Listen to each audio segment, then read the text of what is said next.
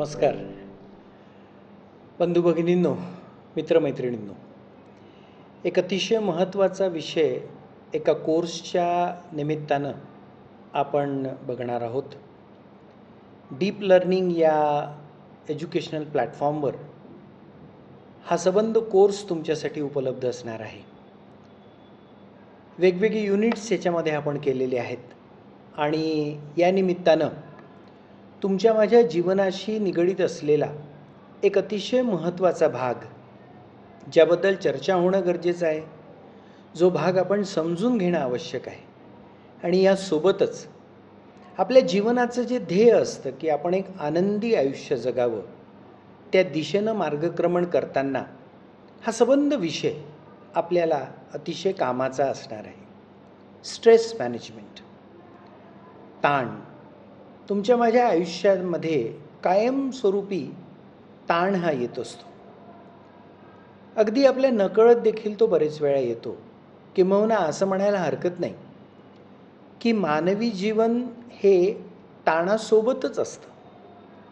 जसजसं आधुनिक काळामध्ये आपण जातो आहोत, नवीन नवीन डेव्हलपमेंट्स आपल्या आजूबाजूनं होत आहेत आणि हे सगळं होताना हा ताण दुर्दैवानं दिवसेंदिवस जास्त वाढायला लागलेला आहे. त्यामुळे एक गोष्ट आपल्या मनामध्ये आपण पक्की करायला हवी की ताण आपल्याला टाळता येत नाही, कारण ताण हा आपल्या जीवन पद्धतीशी निगडीत आहे. आधुनिक काळामधली जीवन पद्धती जर बघितली तर आपलं जीवन वेगवान झालेलं आहे.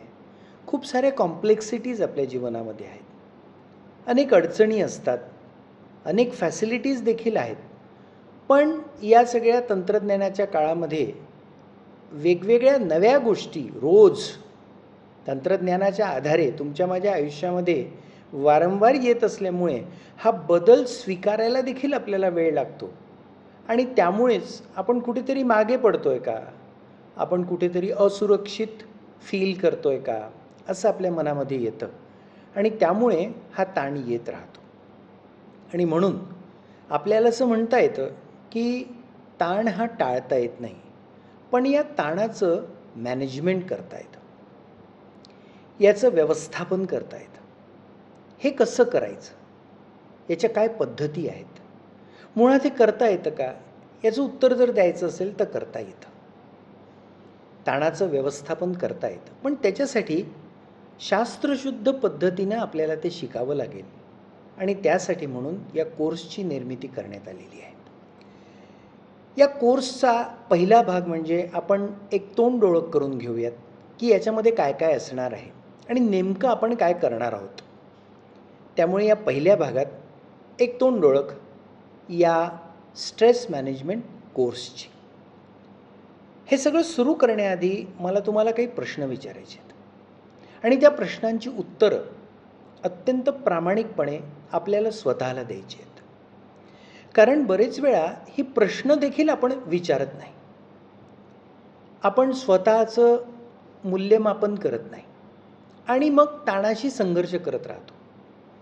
तो ताण आपल्या जीवनामध्ये अनेक समस्या निर्माण करतो आणि मग कधीकधी त्याचा अतिरेक झाला की मग आपण औषधं घेतो, डॉक्टरकडे जातो आणि मग वेगवेगळ्या प्रकारे ट्रीटमेंट्स आपण घेतो, ज्याचा परिणाम आपल्या मनस्वास्थ्यावर, आपल्या शरीर स्वास्थ्यावर होत राहतो.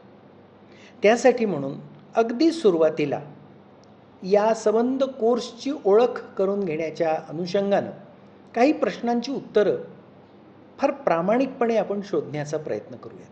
पहिला प्रश्न, दिवसभराचं काम संपल्यानंतर आपल्याला फटीग वाटतो का? आपण पूर्णपणे एक्झॉस्ट झाल्यासारखं होतं का? थकून जातो का आपण? आणि थकणं म्हणजे तो फक्त शारीरिक थकवा नाही, तर आपल्याला मनानं देखील थकल्यासारखं वाटतं का, की आता काहीच करू नये, बस एक्झॉस्ट, कम्प्लिटली एक्झॉस्ट, अशी स्थिती आपल्याला वाटते का? याचं उत्तर जर हो असेल तर निश्चित विचार करण्याची गरज आहे. त्यामुळे दिवसभराचं काम संपल्यानंतर at the end of the day आपल्याला फटीग येतो का? दुसरा प्रश्न, की या बदलत्या काळामध्ये आपण असुरक्षित फील करतोय, इनसेक्युअर. म्हणजे मला असुरक्षितता वाटते का, की कधीतरी काहीतरी होऊन जाईल, पटकन काहीतरी मला नुकसान होईल.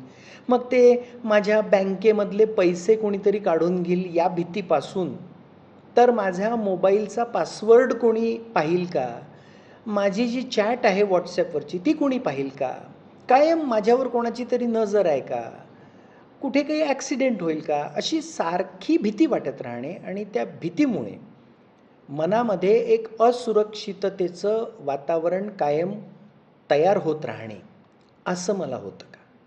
हा प्रश्न विचारायला हवा आपण आणि याचं उत्तर प्रामाणिकपणे द्यायला हवं. कारण या प्रश्नांची जर प्रामाणिक उत्तर आपण दिली, तरच खऱ्या अर्थानं हा जो कोर्स आपण करणार आहोत ना, या कोर्समध्ये छोट्या-छोट्या बदलांच्या आधारे आपण आपल्या ताणाचं व्यवस्थापन करू शकणार आहोत आणि आनंदी जीवनाच्या दिशेनं एक अत्यंत सकारात्मक पाऊल उचलणार आहोत. त्यासाठी म्हणून या प्रश्नांची उत्तरं देणं अत्यंत गरजेचं आहे.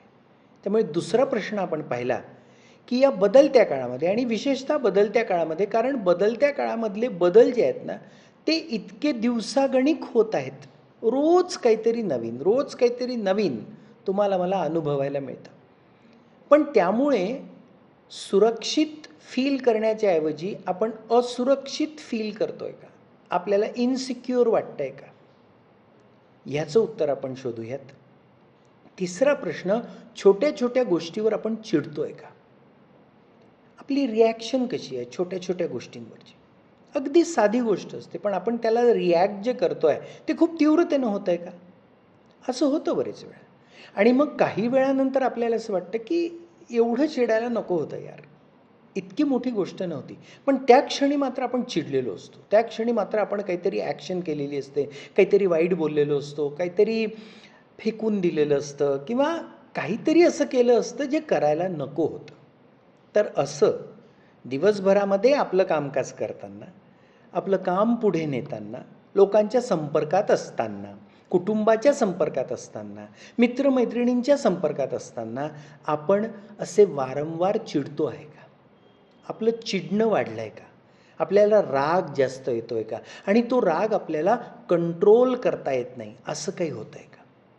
याचं देखील उत्तर शोधण्याची गरज आहे. पुढचा प्रश्न, आपल्याला मल्टिपल हेल्थ इश्यूज आहेत का? की काही ना काही तब्येतीचं कारणं होत आहेत का?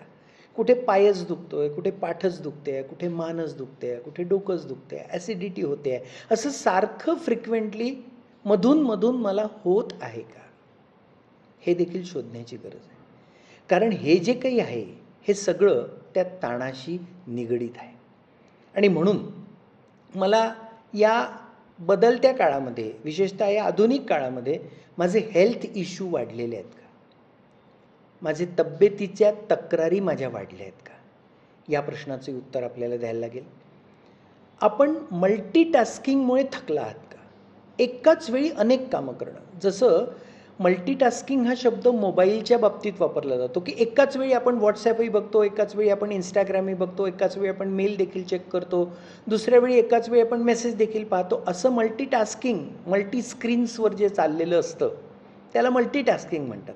पण आपल्याला आधुनिक काळात जगताना जीवनामध्ये देखील मल्टीटास्किंग करायला लागतं. एकाच वेळी अनेक गोष्टी, की आता हे झालं, की ते झालं, की मला हे करायचं आहे, की मला ते करायचं आहे. खरं तर तंत्रज्ञान इतक्या मोठ्या प्रमाणात तुमच्या माझ्या आयुष्यामध्ये आहे. पण मल्टीटास्किंग फार वाढून गेलेलं आहे, कारण अनेक कामं आपल्याला करायची असतात. तर अशा मल्टीटास्किंगमुळे आपण थकलेलो आहोत का? आपल्याला थकवा आलेला आहे का? किंवा आपल्याला थकवा येतो का? ह्याचं कारण असं आहे, की मल्टीटास्किंग हा तुमच्या माझ्या आयुष्यामधला आता अविभाज्य घटक आहे. आपल्याला मल्टीटास्किंग करायलाच लागणार. आपल्याला मल्टीटास्किंग शिकायलाच लागणार. अगदी नवीन पिढीचे असतील तर मग पर्यायच नाही आहे. पण त्याच्यामुळे आपल्याला थकवा येतो का? हा महत्त्वाचा प्रश्न आहे. तर असा जर थकवा येत असेल, तर त्याचं उत्तर देखील आपण शोधलं पाहिजे. आणि अंतिमतः एका आनंदी आयुष्याकडे जात असताना आपल्याला समस्या आहे का? असं कधीतरी आपल्याला वाटते का, की मी आनंदी आयुष्य जगू शकत नाही आहे. माझ्या आयुष्यातला आनंद कमी व्हायला लागलेला आहे. मला दुःख जास्त आहे, मला वेदना जास्त आहे, मला राग जास्त आहे, मला ईर्ष्या खूप जास्त आहे. किंवा माझ्या आयुष्यातलं छोट्या-छोट्या गोष्टींमधलं जे सुख होतं ना, ते कुठेतरी हरवते आहे. आणि म्हणून मग माझा जो आनंदी आयुष्याकडचा प्रवास आहे, कारण प्रत्येक माणसाच्या आयुष्याचं ध्येय जे असतं ना, ते आनंदी आयुष्य हेच असतं. अगदी तो फार मोठ्या पदावरचा माणूस असेल किंवा एखादा सामान्य माणूसही असेल, या प्रत्येकाला जर विचारलं तर त्याच्या आयुष्याचं ध्येय हे आनंदी जीवन जगणं, किंवा त्याला फार छान म्हणतात की at the end of the day what matters is the happiness. दिवस संपताना शेवटी काय उरतं ना, आनंद. मला माझ्या आजचा जो सुंदर दिवस मला परमेश्वरांनी दिला, एक इतका सुंदर दिवस माझ्या ओंजळीमध्ये परमेश्वरानं टाकला, तर या दिवसाला मी काय प्राप्त केलं, काय मिळवलं. तिथे आपण पैसा नसतो बघत, तिथे आपण बिल्डिंग नसतो बघत, तिथे आपण कार नसतो बघत, तिथे आपण आनंद बघत असतो. की उगवत्या सूर्याला साक्षी मानून ज्या दिवसाची सुरुवात मी केली, तोच सूर्य मावळतीला जेव्हा जातो, तेव्हा त्या सूर्याला पाहून मला हे प्रामाणिकपणे म्हणता येतं का की हे सूर्यनारायणा, हे भास्करा, हा जो सुंदर दिवस मला परमेश्वरानं तुझ्या माध्यमातून दिला, तुझ्या प्रकाशानं उजळून निघालेला दिवस जो मला बघता आला, त्या दिवसाच्या शेवटाला, तो दिवस संपताना माझ्या ओंजळीत काय आहे? आनंद की दुःख, की वेदना, की त्रास, त्रागा, ताण, काय आहे? आनंद हेच ध्येय प्रत्येकाचं असतं. पण प्रश्न आपण हा विचारतोय की अशा आनंदी आयुष्याच्या दिशेनं मार्गक्रमित होताना आपल्याला अडचण निर्माण होते आहे का? या सगळ्या प्रश्नांची उत्तर आपल्याला प्रामाणिकपणे द्यायची. आणि मग यातल्या बऱ्याचशा प्रश्नांची उत्तरं जर ताण निर्माण करणारी असतील, तर मात्र हा कोर्स आपण निश्चितच करायला हवा. मला खात्री आहे की आधुनिक काळामध्ये जेव्हा अनेक लोकांशी मी बोलत असतो किंवा अनेक लोकांशी संवाद होतो, अनेक वेळा समुपदेशनाच्या माध्यमातून तरुण पिढीसोबतच ज्येष्ठांसोबतही संवाद होतो, तेव्हा माझ्या असं लक्षात येतं की या प्रश्नांची उत्तरच बरोबर ताण फार मोठ्या प्रमाणात वाढलेला आहे हे निश्चित करतात. आणि म्हणून आपण या कोर्सकडे अत्यंत प्रामाणिकपणे बघायला हवं. हा कोर्स मनापासून करायला हवा. कशासाठी हा कोर्स करायचा आहे? काही घटना मी आपणाला सांगतो, काही गोष्टी ज्या आपल्या आजूबाजूनं घडत आहेत त्या मी आपणाला सांगतो. टाइम्स ऑफ इंडियामध्ये आलेली ही बातमी आहे बघा. Heart disease deaths rise in India by 34% in 26 years. गेल्या 26 वर्षामध्ये हृदयरोगानं मृत्यू होणाऱ्यांची संख्या भारतामध्ये 34% वाढलेली आहे. गेल्या अनेक दिवसांमध्ये आपण पाहतो की तरुण वयाचे असणारे मुलं मुली या आजारामुळे आपल्याला सोडून गेलेले आहेत. अगदी 40 वर्षाचा एखादा कंपनीमध्ये काम करणारा मुलगा, अचानक त्याला हार्ट अटॅक येतो आणि हे जग सोडून जातो, आपल्या कुटुंबाला सोडून जातो. असं का व्हावं? आणि हे प्रमाण का वाढावं? कारण एका बाजूनं आपण आधुनिक होतो आहोत, एका बाजूनं तंत्रज्ञान, विज्ञान तुमच्या माझ्या आयुष्याला सुखकर करण्यासाठी मनापासून प्रयत्न करून अनेक साधनं तुम्हाला मला उपलब्ध करून देत आहेत. पण मग असं असताना या आधुनिक काळामध्ये हे का व्हावं? हे हृदयरोग 34% का वाढावेत? तुमच्या माझ्या या देशामध्ये, भारतामध्ये, जिथे आपण समाज व्यवस्था ही अत्यंत सुदृढ स्थितीमध्ये आहे असं म्हणतो, जिथे समाज एकोप्यानं राहतो असं आपण म्हणतो, एकत्रित समाज रचना अजूनही आपण टिकवून ठेवलेल्या आहेत असं आपण म्हणतो, अशा वेळी हृदयरोगाची संख्या 34% वाढावी गेल्या 26 वर्षात, अलार्म आहे. एक मोठी धोक्याची घंटा आहे की असं का व्हावं. एक अजून बातमी बघा की जी आपल्याला विवंचनेमध्ये टाकते. Diabetes is India's fastest growing disease. मधुमेह, डायबिटीस भारताचा सर्वात जास्त वेगानं वाढणारा आजार आहे. 72 million cases recorded in 2017. 72 million cases 2017 मध्ये. पण पुढचं वाक्य किती वेदनादायी आहे बघा. Figure expected to nearly double by 2025. 72 million cases या 2017 मध्ये होत्या.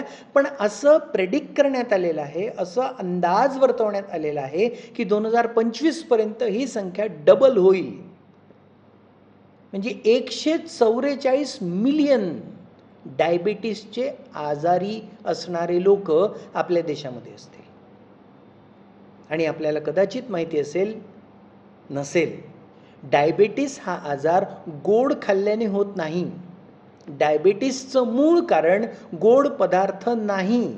डायबिटीसचं मूळ कारण ताण आहे, स्ट्रेस. ताण प्रचंड प्रमाणात वाढला की आपण डायबेटिक प्रोन होतो. आपल्याला मधुमेह होण्याची शक्यता वाढते. ही संख्या जर केवळ 5-7 वर्षामध्ये डबल होणार असेल, एवढ्या मोठ्या प्रमाणात आलोच की आपण, आता 2025 आलाय. ही संख्या जर एवढ्या मोठ्या प्रमाणात वाढते आहे, याचा अर्थ तुमच्या माझ्या देशामध्ये तुमच्या माझ्यासारख्या जीवन जगणाऱ्या प्रत्येकाच्या मनावर ताण मोठ्या प्रमाणात वाढतोय. आणि त्यासाठी म्हणून हा कोर्स आहे.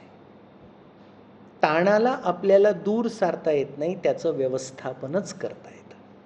हे व्यवस्थापन कसं करायचं हे या कोर्समध्ये आपल्याला शिकता येणार आहे. आणि म्हणून हा कोर्स अपेक्षित आहे. आपल्या मनामध्ये असंख्य गोष्टी अशा आपण निर्माण केलेल्या आहेत किंवा ज्या आपोआप होतात की ज्यामुळे तुमचं माझं रोजचं आयुष्य देखील डिस्टर्ब व्हायला लागतं. रोजचं आयुष्य देखील आपण नीट जगू शकत नाही, त्याच्यामध्ये असणारा आनंद घेऊ शकत नाही. आणि मग त्याच्यामुळे अनेक परिणाम होतात. ज्याचा पहिला परिणाम हा आपल्या स्वास्थ्यावर होतो, शरीर स्वास्थ्यावर.